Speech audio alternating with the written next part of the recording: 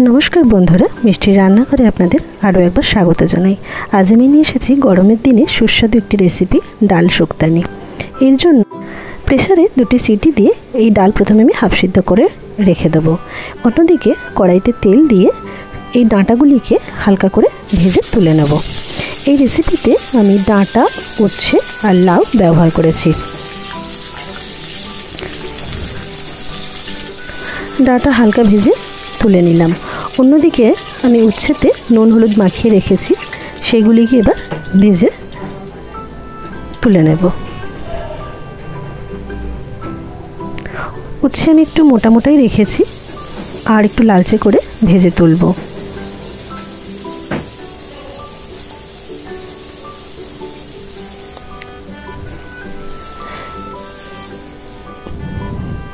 उচ্ছে एकटु भालोभाবে कड़ा करे भेजे निले एर तीतो भावटा केटे जाए।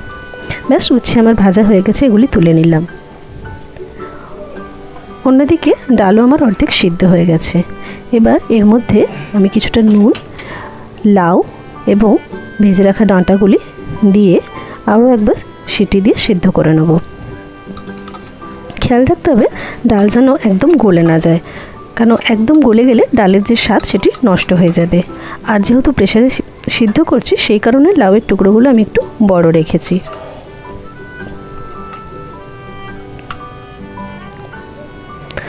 देखा जाच्छे डाल आमार भालो मतो सिद्ध हये गेछे। अन्यदिके लाउ, डाँटा एगुलिও सिद्ध हये गेछे।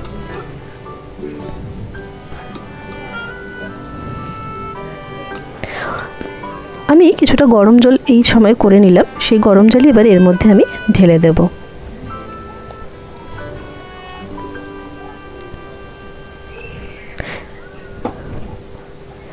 ভেজে রাখা উচ্ছেগুলো দিয়ে নিচ্ছি আর দিয়ে নেব সামান্য পরিমাণ হলুদ। এগুলিকে এবার একসাথে ভালোভাবে মিশিয়ে নিতে হবে। এই ডাল কিন্তু খুব পাতলা হয় না, তাই সেই পরিমাণ মতোই এখানে জল দিতে হবে। এবার এই সমস্তগুলোকে একসাথে মিশিয়ে নিয়ে 10 মিনিট মতো ফুটিয়ে নেব। অন্যদিকে কড়াইতে যে তেল ছিল সেই তেলের মধ্যে আমি ফোড়নের জন্য দিয়ে দেব একটি তেজপাতা ও শুকনো লঙ্কা।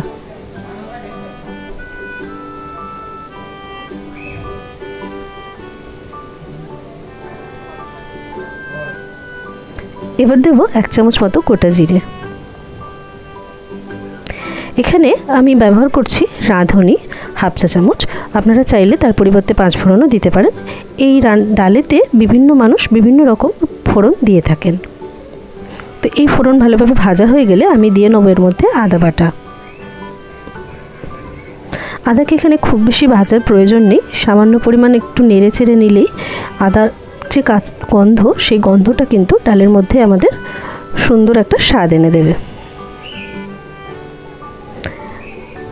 সিদ্ধ করা ডাল আমি ঢেলে দিলাম এর মধ্যে। এবার এটিকে দিয়ে আমি 2 মিনিট ফুটিয়ে নেব।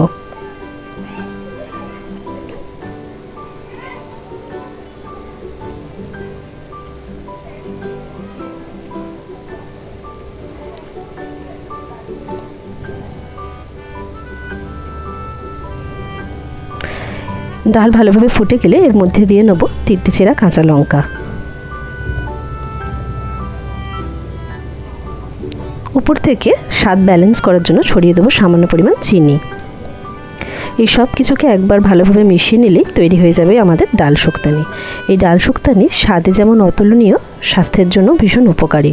গরমের দিনে বন্ধুরা অবশ্যই একবার খেয়ে দেখবেন এবং আমাকে জানাবেন কেমন লাগলো।